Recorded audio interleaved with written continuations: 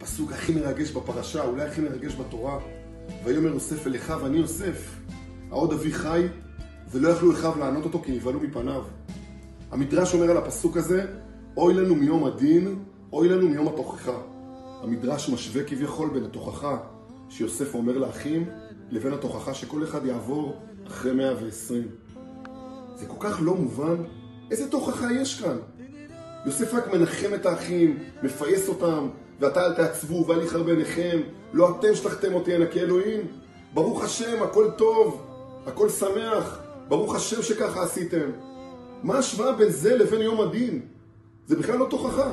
האמת היא שיש כאן עומק גדול של דברי חז"ל. כשמוכיחים אדם באופן ישיר, הוא בדרך כלל ננעל, מתנגד, לא מוכן לשמוע, בטח לא לחזור בתשובה. הדרך הכי טובה לשינוי, התוכחה הכי אמיתית, זה שלא אומרים לך כלום.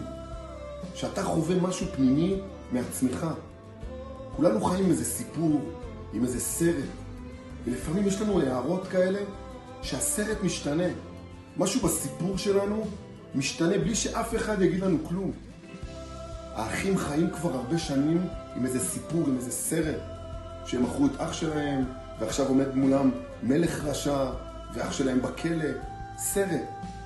ופתאום במילה אחת, אני יוסף, כל הסיפור מתהפך. בלי להגיד שום מילה, בלי להגיד שום תוכחה. זאת התוכחה הכי גדולה. יום הדין, יום התוכחה.